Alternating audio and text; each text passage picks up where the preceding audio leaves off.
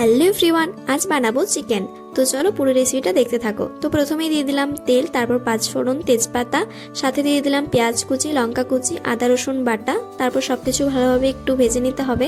তারপর এক এক করে সব মশলা দিয়ে দিলাম, যেমন দিয়েছি হলুদ গুঁড়ো, ধনে গুঁড়ো আর দিয়েছি লঙ্কার গুঁড়ো।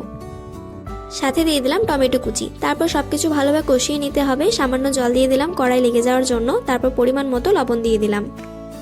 তারপর চিকেনটা দিয়ে 20 থেকে 30 মিনিটের মতো ভালোভাবে কষাতে হবে। এর আগে আমি আরেকবার চিকেন বানিয়েছিলাম, সেটার রেসিপি তোমরা হয়তো দেখেছো, রাখি বন্দ্যোপাধ্যায় চ্যানেলে লং ভিডিও দেওয়া আছে। তো আর কি রেসিপি দেখতে চাও অবশ্যই কিন্তু কমেন্ট করে জানিও। তো এখানে চিকেনটা ভালোভাবে কষিয়ে নেওয়ার পর আমরা পরিমাণ মতো জল দিয়ে দিই।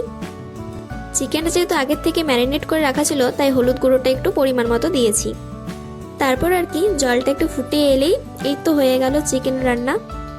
তারপর ওপর থেকে ধনেপাতা ছড়িয়ে দিয়েছি। তো ভিডিওটি কেমন লাগলো অবশ্যই জানিও।